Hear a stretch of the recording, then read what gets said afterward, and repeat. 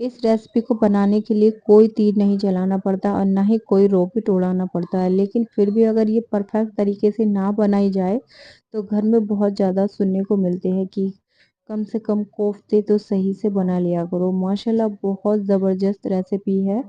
इस रेसिपी को बिना स्किप किए फुल वॉच कीजिएगा ताकि आप भी परफेक्ट कोफ्तों का सालन बना सकते हैं इस रेसिपी को फुल वॉच करके। तो यहाँ पर हम इस कोफ्ते की रेसिपी को बनाने के लिए यहाँ पर सबसे पहले हमने यहाँ पर 1 किलो कीमा लिया है, जिसे हमने अच्छे से क्लीन करने के बाद इस तरह की जो आटे की छन्नी होती है या आपके पास कोई और छन्नी है उसके अंदर रख दीजिए और फिर इसे फ्रीज के अंदर 10 से 15 मिनट के लिए, ये तकरीबन अगर आपके पास टाइम ज़्यादा है तो 1 घंटे के लिए इसे सेट होने के लिए रख दीजिए।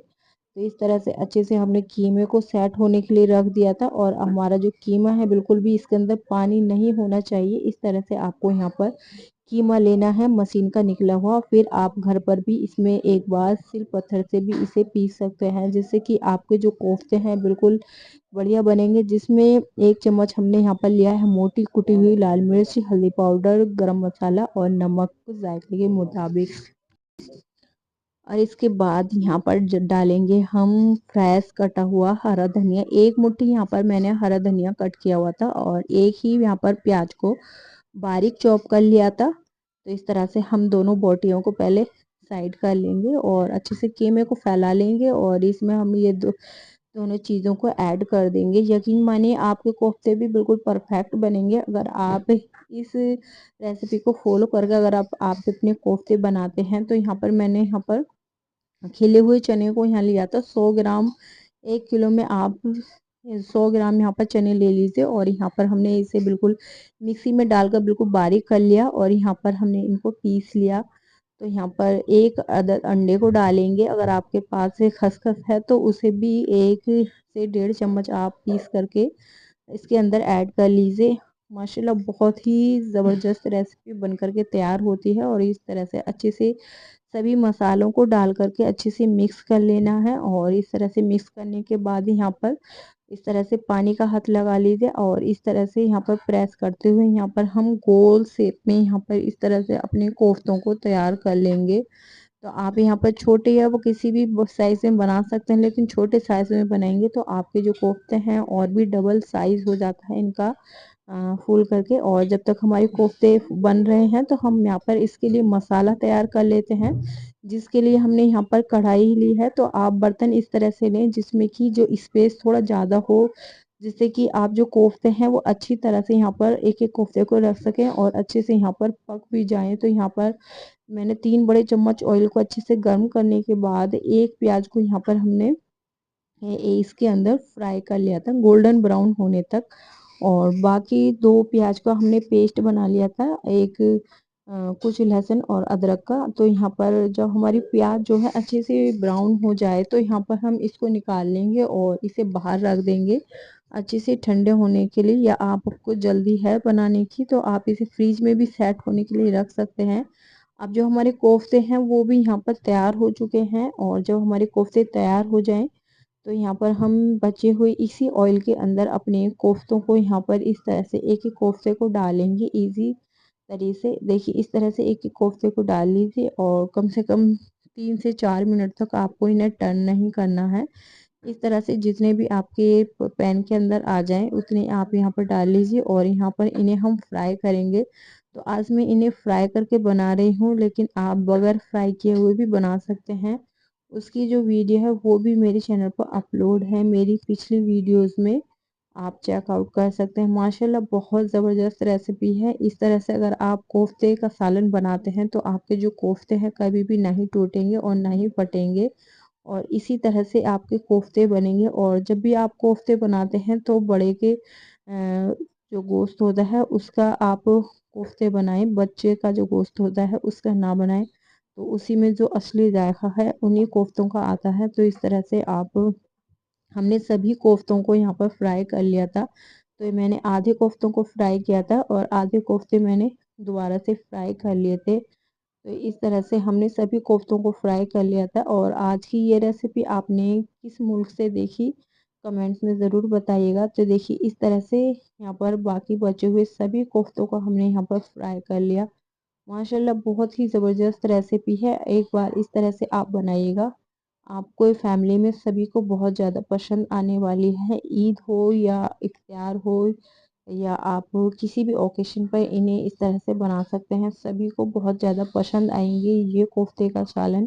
तो देखिए हमने सारे कोफ्तों को इस तरह से फ्राई कर लिया है और अब गैस का फ्लेम थोड़ा सा हाई कर लेंगे और इसके अंदर हम डालेंगे 3 से 4 तेज पत्ते और फिर डालेंगे मिक्स यहाँ पर गरम मसाले, जिसमें 1 चम्मच यहाँ पर ज़ीरा, 2 बड़ी इलायची, 1 यहाँ पर जायफल का पीस और 1 जावित्री का पीस और यहाँ पर 1 टुकड़ा हमने यहाँ पर दालचीनी का लिया है और सभी को मिक्स करते हुए 2 से 3 मिनट के लिए मसालों को अच्छे से चटकने देंगे। और जब मसाले अच्छे से यहाँ पर तेल के अंदर अच्छे से चटक जाएंगे तो अब इसमें हमने यहाँ पर 2 बड़े प्याज और 1 इंच अदरक का टुकड़ा और 1 गुली लहसुन की यहाँ पर पेस्ट बनाकर तैयार कर लिया था। और इसके जो कच्चापन है उसको निकालते हुए हम यहाँ पर इसे अच्छे से भून लेंगे जब तक कि हमारे मसालों का कच्चापन अच्छे से यहाँ पर निकल नहीं जाता, तब तक के लिए यहाँ पर इन्हें हमें भूनना है। और अब डालेंगे यहाँ पर कुछ गरम मसाले, जिसमें 3 बड़े चम्मच यहाँ पर धनिया पाउडर, 1 चम्मच यहाँ पर लाल मिर्ची पाउडर और यहाँ पर कुछ यहाँ पर थोड़ा सा हमने हल्दी पाउडर और जायके के मुताबिक नमक ऐड किया है।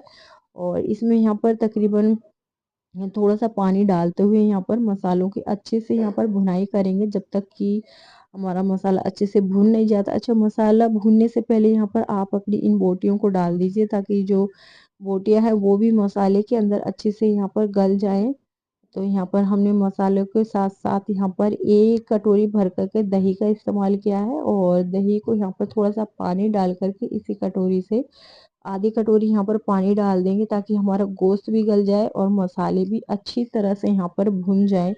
तो यहाँ पर इस तरह से अच्छे से भुनाई करेंगे हम दोनों चीज़ों की और अच्छे से जब हमारे मसाले और बोटी यहाँ पर भुन जाएगी तो देखिए यहाँ पर इसे ढक करके रख देंगे 10 से 15 मिनट के लिए। आपके जो मसाले हैं बिल्कुल अच्छी तरह से यहाँ पर भुन जाते हैं। उससे पहले यहाँ पर हमने जो प्याज को भून करके रखा था तो उसे हम यहाँ पर इस तरह से थोड़ा सा हाथ से इस तरह से चूरा कर लेंगे। यहाँ पर इस तरह से आप इसे अच्छे से चूरा कर लीजिए। यहाँ पर इस तरह से चूरा करने के बाद हम इसे भी मसाले के अंदर ऐड कर देंगे। तो मसाला भुनने से पहले ही आप इसे ऐड कर लीजिए ताकि जो हमारे मसाले का कलर है वो भी थोड़ा जो है अच्छा सा आए और इसके अंदर अच्छे से प्याज की जो फ्राई प्याज की जो खुशबू होती है वो भी अच्छे से आ जाती है।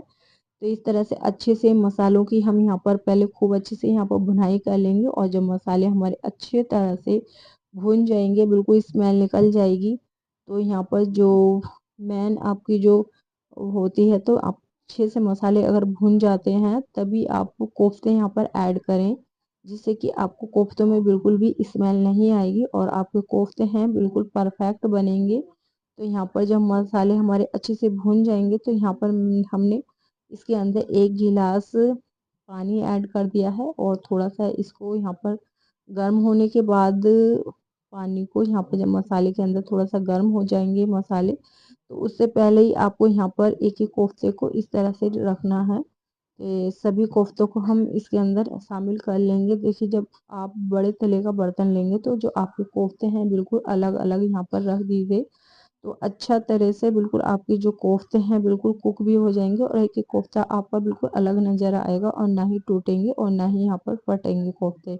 अच्छा, यहाँ पर कोफ्तों को एक साथ ना डालें और एक एक करके यहाँ पर अपने कोफ्तों को आप डालें और अच्छे से कोफ्तों को डालने के बाद जब हम इसको कवर करेंगे तो आप जो है कवर बिल्कुल अंदर तक इसको ना ढके, थोड़ा सा इसको खोल दें ताकि इसकी जो भाप है निकलती रहे। इससे क्या होता है कि हमारे कोफ्ते बिल्कुल भी फटते नहीं हैं और ना ही टूटते हैं, बिल्कुल परफेक्ट बनते हैं। देखिए जब एक बार इसमें जो है पकन आने लगे हमारे कोफ्तों में और जब यहाँ पर पकन आने लगी तो एक बार यहाँ पर हम अपने कोफ्तों को चला देंगे और जब हमारे कोफ्ते एक बार इस तरह से बीच में चलाते हुए आप कोफ्तों को बिल्कुल अच्छे से भुनाई कर लीजिए।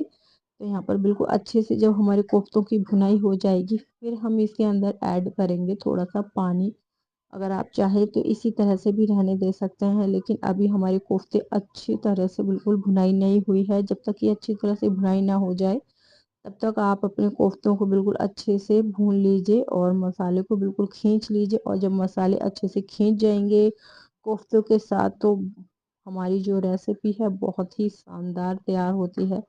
देखिए अब हमारे जो मसाले हैं यहाँ पर खींचने लगे हैं। यहाँ पर इस तरह से निशानी होती है। जब आपके मसाले भुनने लगते हैं तो यहाँ पर कढ़ाई से जो है ऑयल सेपरेट होने लगता है। और बीच बीच में इसमें आपको चलाते रहना है ताकि जो हमारे मसाले हैं वो लगे नहीं बिल्कुल भी बीच में यहाँ पर तले पर। तो देखिए बिल्कुल आपके कोफ्ते बिल्कुल इसी तरह से परफेक्ट रहेंगे, बिल्कुल भी फटेंगे नहीं और ना ही टूटेंगे। तो देखिए इस तरह से हमारे यहाँ मसाले अच्छे से भुन चुका है कोफ्तों के साथ। देखिए इसी तरह से आपको अपने मसालों को भूनना है। अगर आपके मसाले अच्छी तरह से भुन गए तो आपकी जो बिल्कुल भी मसाले के अंदर स्मेल नहीं आएगी। और जब मसाले भुन जाएंगे अच्छी तरह से तो इसके अंदर हम डालेंगे 1 गिलास भर कर के पानी।